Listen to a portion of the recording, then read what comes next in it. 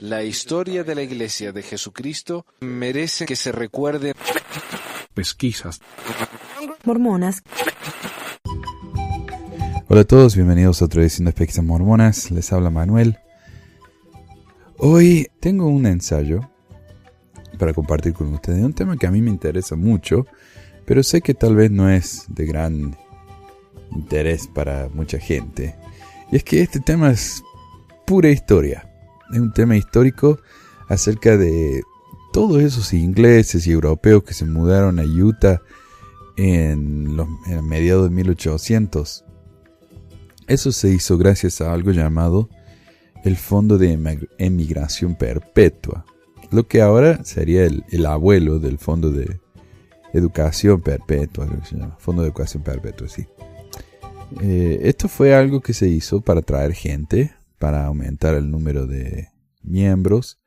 Y uno puede decirlo desde ambos puntos de vista, ¿no? De un punto de vista fiel diría, fue para ayudar a esta gente que estaba en una situación económica tan grave, se hizo para acrecentar a Sion. Recordemos que a los mormones les interesaba mucho el tema de cuando se iban a juntar en Sion, y Sion era, bueno, Sion fue varias partes, varios lugares. Cuando no se les daba, decían, bueno, acá estamos en Sion, y la gente los echaba a balazo y se tenían que ir. Bueno, Sion está en otro lado entonces. Y constantemente iban cambiando lo que significaba Sion, y que terminó siendo acá en Utah, en el lago Salado. Si uno quiere ser un poco más cínico, tiene que pensar que los mormones desde el principio estuvieron preocupados por el número, los números. A ellos les interesaban tener muchos miembros. Entonces empezaron a traer gente de Inglaterra. Claro, porque en esa época no es como ahora, que uno dice, bueno, tenemos 16 millones, están por todo el mundo, todos nos conectamos por medio de los satélites, del internet, de lo que sea, ¿no? Entonces es una comunidad global, pero en esa época no. En esa época no les servía de nada decir, tenemos, 80.000 miembros en Inglaterra, cuando ir a Inglaterra les lleva un mes. Entonces lo mejor es estar todos juntos en un lugar, y eso les daba varios beneficios. Les permitía tener una representación política mucho mayor.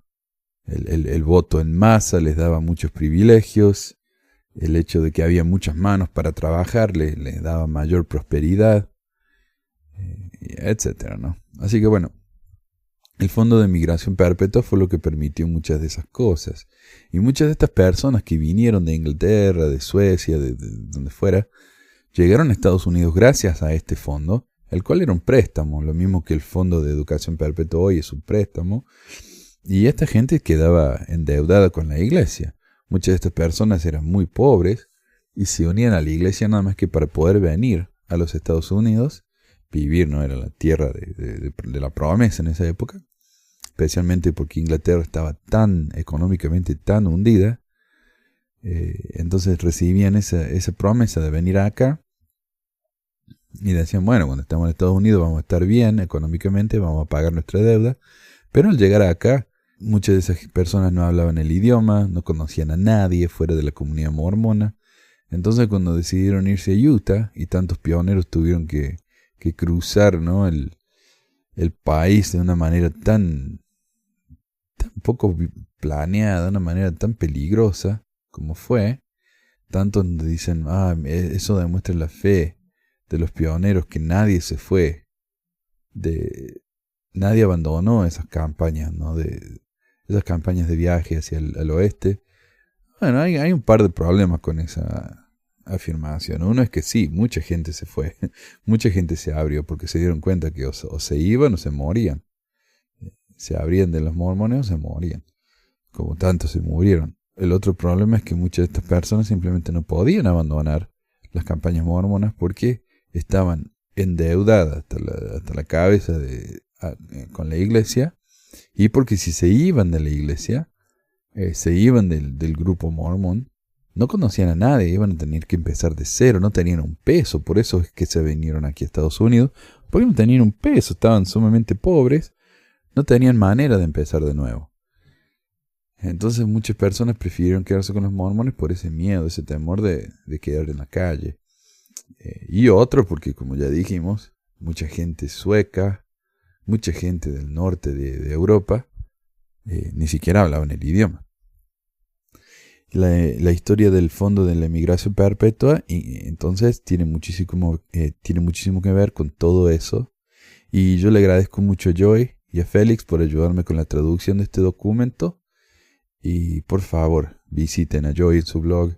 Mormonismo en Transición, es realmente admirable el trabajo que hace ella ahí. Joy me parece a mí, los dos, Joy y Félix, me parecen personas tan, no solamente inteligentes, tan curiosas, ¿no? Esas personas que son curiosas de manera intelectual, siempre querer aprender más, estar dispuestos a escuchar, cambiar de opinión. Joy y Félix son un ejemplo admirable de eso.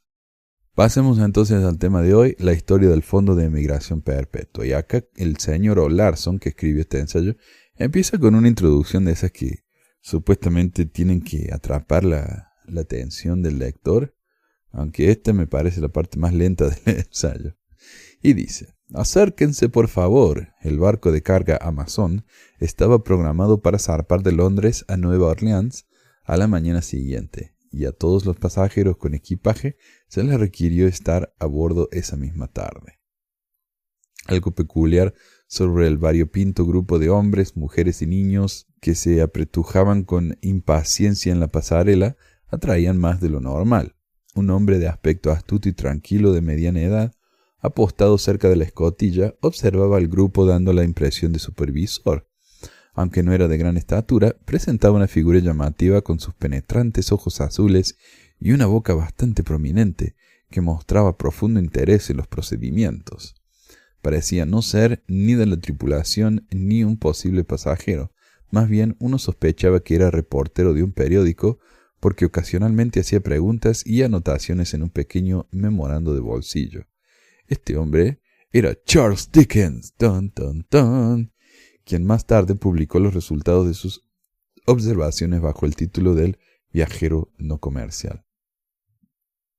Esto fue una cosa que se hacían muy comúnmente en esa época, es que un reportero lo mandaban, qué sé yo, a África, lo mandaban a donde fuera, ¿no? Y mandaba reportes mensuales al diario o a una revista, y después de un tiempo eso se publicaba de forma de libro. Charles Dickens era muy de hacer ese tipo de cosas, y el viajero no comercial, él iba en barco, ¿no? Y hablaba con diferentes personas, con grupos de personas, en este caso, con un grupo de mormones. Dice: 2 o 3 agentes mormones, dice Dickens, estaban listos para entregarlos a los emigrantes, al inspector, y para entregarlos cuando hubiesen pasado. ¿Por qué medio acertado? Una aptitud especial, ya que la organización había sido infundida en esta gente de la que soy, desde luego, incapaz de informar. Pero ahora incluso sé que no hubo desorden, prisa o dificultad. Subí a bordo de su barco para dar testimonio en su contra si lo merecían, ya que creía plenamente que lo haría. Para mi gran asombro, no lo merecían, y mis disposiciones y tendencias no debían afectarme como testigo honesto.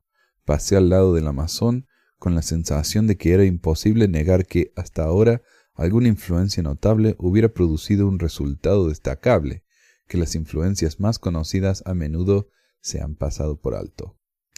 De esta forma, otro barco cargado de migrantes mormones partió hacia América, sumando entre 800 y 900 a los miles de almas que ya habían seguido al sol hasta su ocaso más allá de las montañas rocosas.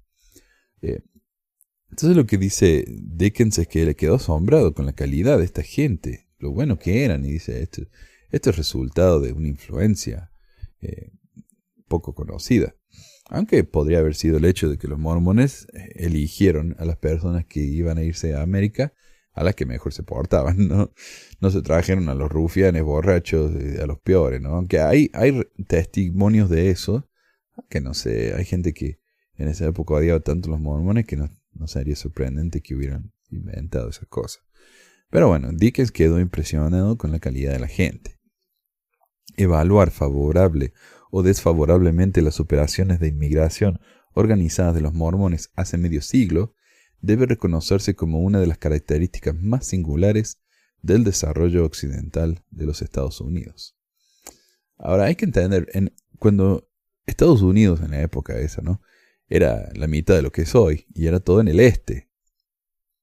Entonces cuando empezaron a irse hacia el oeste, habían dos rutas principales, lo que se llamaba el Camino de Oregon, el Oregon Trail, que después se hizo un videojuego para Max, ¿no? de allá en los 80, muy popular. La mitad de la gente se moría de disentería. Entonces estaba el Camino a Oregón, ese era el principal, uno de los principales, y el otro principal era lo que se llamaba el Camino Mormón, el Mormon Trail. Entonces, claro, los mormones abrieron paso entonces hacia el oeste, que no era fácil. Y esta migración permitió, ¿no?, que un grupo más grande de gente se mudara hacia el oeste y abriera este camino, que después incluso abrieron negocios a lo largo del camino, permitiendo que la gente que viajaba pudiera hacerlo de manera más segura y cómoda. Prolongándose un periodo de 1850 a 1887, tuvieron un éxito sorprendente en sacar a más de 85,000 de las clases trabajadoras de Inglaterra y el norte de Europa hasta la gran cuenca de las montañas rocosas. Y acá en Utah, la mitad de la gente son apellidos ingleses, ¿no? Está lleno de Smiths y qué sé yo, y la otra son todos noreuropeos, en los Andersons y los Hendersons y todo eso. Y yo acá en mi familia tengo ejemplo de los dos. Mi esposa, que es hija de ingleses, 100% hija de ingleses, y mi hijo, que es descendiente de escandinavos. Hicimos eso de los ADN, ¿no? El estudio del ADN, y él es 60% escandinavo. Así que tenemos a los dos ejemplos acá de los europeos que se vinieron a América gracias al fondo perpetuo de la emigración. Y yo como la manita, nada que ver. Pero bueno, un comité de un cuerpo tan distinguido como la Cámara de los Comunes británica estudió la operación de envío del sistema mormón en 1854, informando favorablemente sobre ello, ¿no? Y 30 años más tarde, el Congreso de los Estados Unidos se dedicó a una investigación que puso fin a estas operaciones. Bueno, a los ingleses les gustaba, a los americanos no tanto. El apoyo a la inmigración surgió de la ayuda prestada en 1839 a los muchos pobres, entre los 12,000 refugiados que hicieron el éxodo forzoso de Missouri a Illinois. Fue Brigham Young quien vino al rescate, uniéndolos en un convenio de cooperación para la inmigración organizada. A petición de Brigham Young, se resolvió que este día entráramos en un convenio para apoyarnos los unos a los otros hasta el máximo de nuestras capacidades para sacarlos de este estado, y que nunca abandonáramos a los pobres y dignos hasta que estuviéramos fuera del alcance de la orden de exterminio del general Clark, actuando para y en nombre del Estado. Eso también, ¿ves? Cuando los mormones iban a estas ciudades, a estos nuevos estados, y tomaban el poder del Estado al votar en bloque, la gente se enojaba, los peleaba, los echaba. Entonces, al tener 80,000 personas entre ellos, claro, el número de mormones creció inmensamente, lo que les dio mayor poder de defenderse. Se adjuntaron 213 hombres a estos artículos que vincularon a los signatarios hasta el punto de que todos los bienes disponibles fueron colocados por un comité. Entonces estos 213 personas ayudaron entre ellos y juntaron plata para traer a los emigrantes de Inglaterra. En el éxodo desde Illinois hasta las montañas rocosas se refiere acá al área de Seret, ¿no?, de Utah. 8 años más tarde, el acuerdo se renovó y cuando su propósito se hubo logrado en cuanto al traslado de los refugiados desde las llanuras de Iowa, su servicio se amplió para traer conversos de tierras extranjeras. Claro, al principio el fondo de inmigración era para ayudar a los que estaban en el este a venirse al oeste, pero más tarde incluyó a la gente de Europa. En 1849 la Iglesia creó un fondo especial para lograr el objetivo de acuerdo. La suma de $5,000, suscrita en efectivo y en yuntas de bueyes, se recaudó ese año y se designó al obispo Edward Hunter para llevar los fondos de regreso a los estados, comprar ganado, supervisar la propiedad y traer a los pobres a este lugar. Alguna cosa sobre el objetivo del fondo aparece en una carta de instrucciones para el obispo Hunter. En primer lugar, este fondo se ha recaudado mediante donaciones voluntarias y se continuará con el mismo proceso y mediante la gestión, así preservar al mismo y después multiplicarlo. El obispo Hunter hará la aplicación más sensata de los fondos en la compra de bueyes y vacas jóvenes que puedan forzarse eficazmente en el valle y que sean capaces de aumentar y vender después de su llegada para continuar con el fondo el año siguiente. Los carromatos son tan abundantes que no es recomendable comprarlos con el fondo perpetuo. Permita que se les ayude a aquellos que fabrican carromatos de madera que sean fuertes y seguros para traerlos aquí, de modo que todos los fondos puedan destinarse a la compra de cosas que mejoren su valor al ser transferidas a este lugar. Por tanto, cuando los santos ayuden a llegar aquí, tendrán la obligación de reembolsar a la iglesia la cantidad de lo que hayan recibido, y tan pronto como puedan obtener lo necesario para vivir y un excedente. Ese excedente se utilizará para liquidar su deuda y por consiguiente aumentar el fondo perpetuo. Con esto se descubrirá que los fondos deben ser asignados a modo de préstamo y no de regalo. Los pocos miles que enviamos a través de nuestro agente en este momento son como un grano de mostaza en la tierra. Lo enviamos al mundo de aquí en adelante y esperamos que crezca y florezca y se disemine en pocos años hasta cubrir Inglaterra, proyectar su sombra en Europa y con el paso del tiempo abarcar toda la tierra.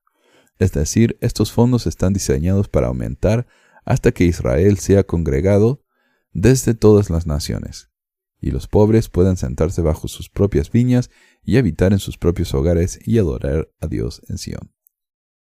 Congregación, eso era, la congregación. No, para los mormones, cuando Isaías habla de la congregación de los santos, ¿no? Se refieren a que se van a juntar en Utah. Un par de comentarios.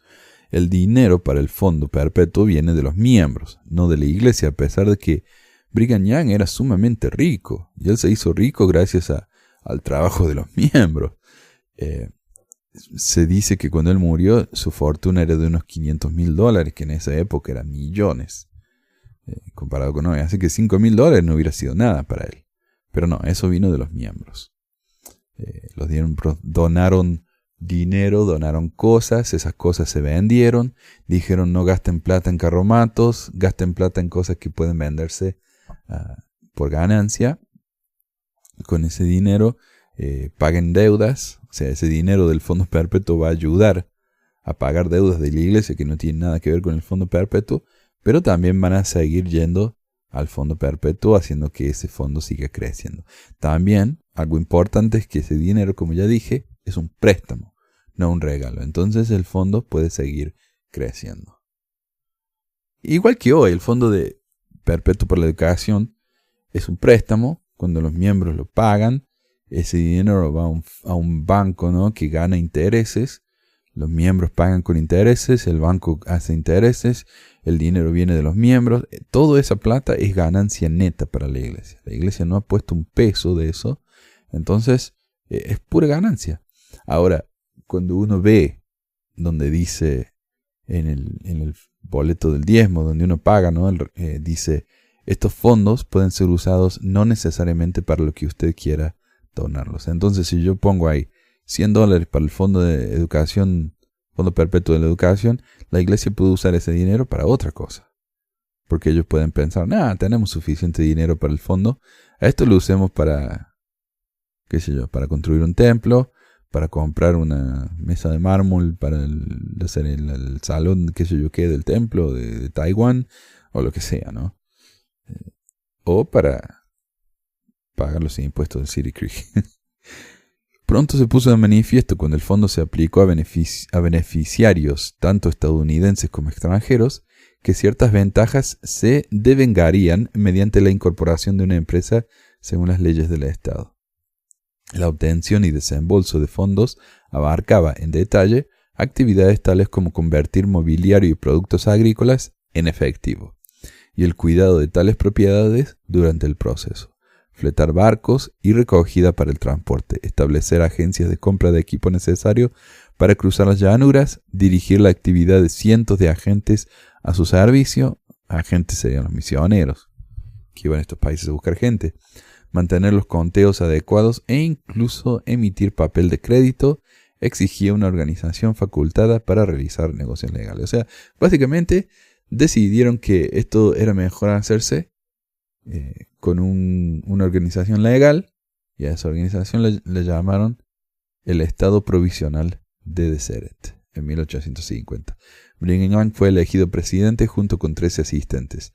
El preámbulo de los estatutos decía en parte: considerando que en el año de 1849 la Iglesia de Jesucristo de los Santos de los Últimos Días, por donación voluntaria, creó un fondo para el loable y benevolente propósito de facilitar la emigración de los pobres a este estado, y considerando que el trabajo, la industria y la economía son riqueza, y que todos los tipos mecánicos y obreros son necesarios para construir y extender los beneficios de una sociedad civilizada, sometiéndose a la tierra, desarrollando por otra parte los recursos de un nuevo país, y considerando que hay muchas personas buenas y valiosas que gustosamente emigrarían a este estado si se les proporcionaran los medios, considerando que lo consideramos un tema digno de consideración y aliento, nosotros, la Asamblea General del Estado de Deseret, ordenamos y establecemos la siguiente ordenanza. Ok. Las condiciones en Inglaterra hicieron necesario que los emigrantes mormones aprovecharan la ventaja del fondo de migración. Así que hubo una respuesta inmediata al proselitismo mormón entre estos grupos, cuando comenzó en 1837. En 1841 había 6.614 conversos en Inglaterra, y en el siguiente periodo de 10 años, aunque 10.319 emigraron a América, el número aumentó a más de 32.000. La mayoría de ellos compartían el deseo de congregarse en una tierra de mayor oportunidad. Y en febrero de 1847 prepararon, bajo la dirección de los líderes mormones en Inglaterra, un memorial para la reina, pidiendo ayuda para emigrar a América, que medía 168 pies de largo. Dividen eso por 3 y el número de metros, ¿no? Unos 50 y tantos metros de largo, y firmado con 13.000 nombres. Una epístola desde la sede de los mormones de 1848 dijo: sentimos la necesidad de más trabajadores para dar una ayuda más eficiente y de métodos multiplicados de agricultura y construcción en este lugar. Queremos hombres. Los hermanos vengan de los estados, de las naciones, vengan y ayúdenos a construir y crecer hasta que podamos decir: es suficiente. Los valles de Efraín están llenos. Parece que muchos abrazaron la fe mormona con poco o sin ninguna intención de nada, salvo el beneficio material ofrecido. El hecho de que entre los años 1850 y 1854 más de 15.000 fueran excomulgados en Inglaterra por su inconformidad con las normas de la Iglesia revela el grado de dicha conversión materialista. La mitad. Si 30.000 se convirtieron y se quedaron en Inglaterra y 15.000 fueron excomulgados, es como: ¿no me llevan a América? Bueno, entonces ¿qué me importa? Por otro lado, se nota que los líderes de la Iglesia les exigían a los conversos un requisito de sinceridad estricto. La Iglesia mantenía una agencia de envío en Liverpool, cuya responsabilidad era reunir a los inmigrantes potenciales, encargarse de su transporte y cobrar un depósito al respecto. Tan exitosas fueron estas emigraciones anuales que atrajeron la atención del gobierno. La revisión de Edimburgo para enero de 1862 contenía lo siguiente: el Comité Selecto de la Cámara de los Comunes sobre barcos de emigrantes para 1854 convocó al representante e intermediario de pasajeros mormón ante él y llegó a la conclusión de que no se podía depender de ningún barco bajo la disposición de la ley de pasajeros para la comodidad y seguridad al mismo grado que aquellos bajo su administración. El barco mormón es una familia bajo una disciplina sólida y aceptada, con todas las disposiciones para la comodidad, el decoro y la paz interna. Entonces, claro, no es de sorprendernos que Dickens haya visto mormones que se portaban tan bien en el barco, siendo que los mormones elegían a las personas más fieles o dispuestas al menos a portarse mejor, a cumplir las reglas mormonas. Un director general recibió a los emigrantes en el puerto de entrada de los Estados Unidos y los envió a la entrada de la frontera. La ruta era originalmente desde Nueva Orleans hasta el río Mississippi, pero más tarde desde Nueva York hasta San Luis, Nueva Orleans está en San Luis, o hasta Iowa City. En la frontera, el agente de equipamiento estaba preparado para organizar a los recién llegados en compañías para el viaje a través de las llanuras, equipándolos adecuadamente para el viaje. El tren mormón, y a tren se refiere a estos grupos de carretas, ¿no?, que iban, de los pioneros, ¿no?, que iban a Utah, con sus centenares de ganados, caballos y mulas, formaban un espectáculo peculiar. El inglés con su caja de herramientas de mecánico, el suizo y el escandinavo con sus utensilios de agricultura, se unieron al New Englander, que son la gente del noroeste de Estados Unidos, con sus surtidos de mercancías, y al sureño con su asistente de color, su esclavo negro. Por lo general estaban organizados en compañías de 10, de 50 y de 100. A menudo se adoptaban resoluciones para la regulación de los campamentos, de las cuales la siguiente es habitual. Resuélvase ante todo que primero el cuerno se soplará a las 4 de la mañana, cuando la gente se levante, y después de los preparativos necesarios para comenzar, se resolverá a tocar el cuerno para que las personas se reúnen para las oraciones, y a las 8:30 de la noche el cuerno se soplará de nuevo para las oraciones de la tarde que cada familia dará en sus carros. Otras 3 resoluciones relativas al descuido del deber de guardia prosiguieron, a la indulgencia con el lenguaje profano y a la práctica de la crueldad innecesaria a los animales, con el juicio en las manos de los capitanes. A su llegada al Valle del Lago Salado, los emigrantes recibieron cuidado temporal bajo la dirección organizada, pero fueron distribuidos lo antes posible entre amigos y parientes o enviados, en compañías, a otros asentamientos. Brigham Young dejó una foto de la llegada de nuevos colonos en una carta escrita en julio de 1850. La emigración llegó a tales números que subieron las provisiones a un precio muy alto. Usted habla de prisa y ajetreo en Gainesville, pero si estuviera aquí para ver, sentir y darse cuenta de las cargas, labores y responsabilidades diarias, a cada hora, a cada momento, rodando, amontonándose, cayendo y atormentándonos, al menos llegaría a la conclusión de que no había peligro de que obtuviésemos el gota por inactividad o por demasiado regocijo. Y esto era muy común de Brigham Young, de mandar a gente a diferentes partes de Deseret. Eran como colonias, asentamientos para proteger su derecho al territorio, ¿no? En vez de estar todos en un área metropolitana como en Salt Lake, mandaba a algunos a vivir a St. George, a algunos a un pueblito en el sur, y así, ¿no? Y entonces, y esas eran sus misiones. Era la misión de esta familia, ir a vivir allá en el medio de la nada, y a varias de sus esposas también las mandó de la misma manera. Los acontecimientos posteriores amenazaron la perpetuidad del fondo perpetuo. Se necesitó todo el ingenio y la perseverancia de los funcionarios de la compañía para mantenerlo vivo. El aumento del coste del transporte y el equipo y el fracaso de quienes recibieron asistencia para pagar obstaculizaron sus operaciones constantes. Y hay un discurso de Brigham Young en el que se queja él de que estos atrevidos inmigrantes en este caso, llegaron a este país con la ayuda de los mormones y ahora tienen el descaro de no pagar la deuda. Pronto se hizo necesario organizar las compañías de carro de mano que cruzaban las llanuras a pie durante los años 1856 y 1860. Con la excepción de 2 compañías que se encontraron con un desastre cuando quedaron atrapadas en las primeras nieves de Wyoming, los 3,000 que caminaron a través de las llanuras demostraron que los emigrantes podían viajar de esa manera no solo mucho más económica, sino mejor que los trenes de vagones pesados. Claro, estaban más ligeros, ¿no?, con los carromatos de mano. A los carros de mano les sucedió lo que se conocía como equipos de la iglesia, o sea, le siguieron los equipos de la iglesia. Desde 1861 hasta 1868, la iglesia, que operaba a través de la empresa de emigración, envió equipos y suministros al este para encontrarse con la emigración de la temporada en la terminal ferroviaria.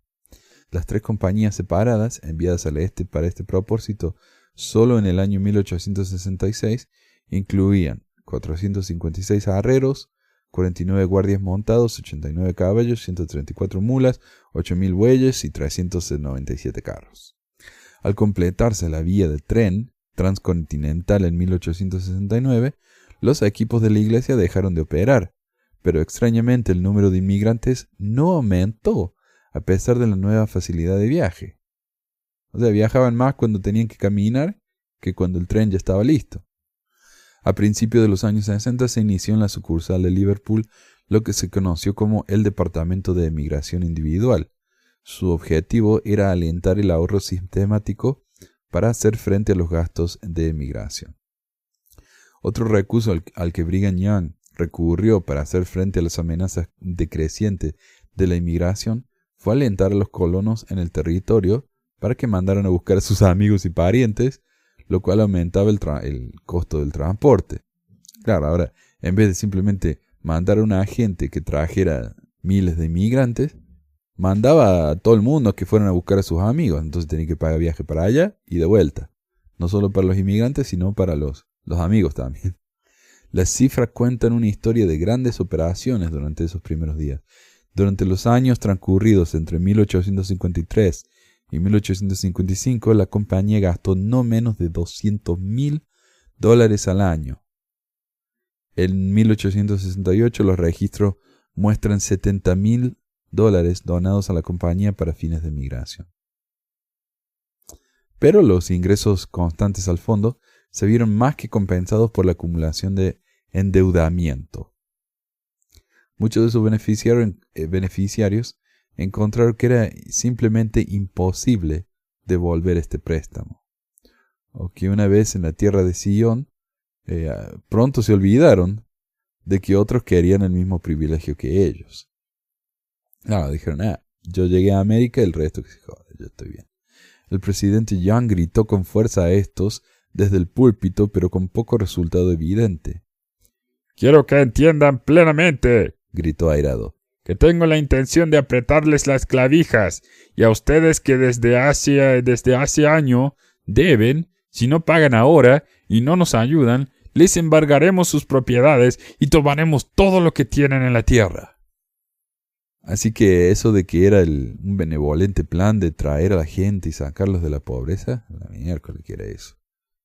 Él quiere su plata de nuevo. Hacia el año 1855 el endeudamiento había aumentado en $56,000 y hacia 1877 se había incrementado con intereses acumulados a más de $1 millón. 3 años después, el mormonismo celebró su 50º aniversario, declarándolo como año jubilar. Se pretendía que ese resurgimiento de la antigua costumbre hebrea se trasladara a la práctica de la cancelación de la deuda. La Iglesia dio el ejemplo al desprenderse de los libros de la mitad de los deudores del Fondo de Emigración. El monto total adeudado al fondo en ese momento, más los intereses, fue de $1,600,000, de los cuales $800,000 se cancelaron. Una organización como la Compañía de Fondos de Emigración Perpetua, que operaba en la escala en la que lo hizo, no podía evitar escapar de las críticas.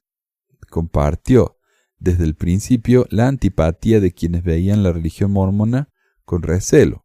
La oposición se cristalizó en 1879 en la medida en que el secretario William E. Evarts del Departamento de Estado de Washington llamó la atención de varias potencias europeas. Su circular pedía cooperación para prevenir la inmigración organizada a los Estados Unidos sobre la base de que estaba alimentando el sistema mormón de la poligamia.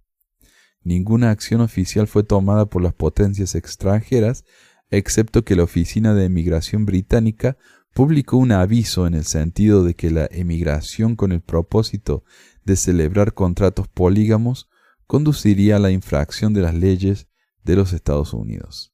En 1883, el gobernador Eli H. Murray del territorio de Utah dio otro impulso cuando recomendó en su informe al secretario del Interior que el estatuto que creó la Compañía del Fondo de Emigración Perpetua fuera derogado por una acción federal. El presidente Grover Cleveland también consideró oportuno en su primer mensaje anual al Congreso recomendar medidas para evitar la inmigración mormona. Durante 4 años el Congreso tomó medidas para la solución adecuada del problema. En 1883, un proyecto de ley diseñado para desincorporar a la Iglesia mormona trató de lograr lo mismo con la Compañía para el Fondo Perpetuo de la Inmigración. Y a eso lo lograron, al menos con la iglesia. La iglesia quedó desincorporada y hasta el día de hoy la iglesia mormona no es una corporación, o sea, es solo un nombre, no existe. Lo que existe es la corporación del presidente de la Iglesia de Jesucristo de los Santos de los Últimos Días, pero eso es algo diferente. La iglesia en sí ya no existe. Quisieron hacer lo mismo con el Fondo Perpetuo de la Inmigración. El proyecto de ley aparece en los registros de una forma u otra cada año subsiguiente hasta que, después de otro fracaso en 1887, se designó un comité conjunto que enmarca el proyecto de ley Edwards-Tucker en la forma en la que se convirtió en ley. El proyecto de ley estipulaba que los bienes de la corporación debían ser transferidos al sistema de escuelas públicas del territorio. En la demanda posterior, el acusado impugnó sin éxito el derecho del Congreso a anular un estatuto territorial que otorgaba la sucesión perpetua a una corporación. La propiedad fue puesta en manos de un receptor. La fianza de $50,000 requerida por este oficial apenas era necesaria frente a lo que el seguro, anotado como PEF, rindió cuando se desbloqueó. La declaración de la compañía, a partir del 10 de noviembre de 1884, mostraba supuestos activos por un total de $585,800 y pasivos de $167,874, haciendo un neto de $417,968. Prácticamente todos los activos listados estaban en pagarés, incobrables y sin valor alguno. Por lo tanto, una agencia que sirvió para traer a más de 85,000 inmigrantes de tierras extranjeras superpobladas para que cultivaran los lugares baldíos de la Gran Cuenca y transformarlos en valles productivos, cayó en el olvido. Cualquiera que fuera el efecto de sus principios religiosos, hubiera tenido o puedan tener en el futuro, no cabe duda de que el mormonismo ha contribuido al progreso económico de América. Se estima que de 2 a 3 millones de dólares fueron gastados por su compañía emigrante en el uso repetido de fondos donados a ella. Se pone en duda que la misma cantidad gastada hoy por las agencias emprendedoras traían un número igual de colonos a un territorio con tan poco encanto como la Gran Cuenca ofrecida a mediados del siglo XIX. Así que bueno, el Fondo Perpetuo para la Emigración se fundió, tenía pasivos, dice, de $400,000, pero en todo en papel, en pagares, así que no tuvo un peso. Y me imagino que al gobierno ni siquiera le hizo falta meterse y concluirlo, ya que el fondo en sí estaba devaluado y no tenía ni un peso para seguir trayendo gente, aunque al gobierno no le gustó eso. Pero, al menos, desde un punto de vista personal, tengo que agradecerle al Fondo Perpetuo de la Educación por mi familia.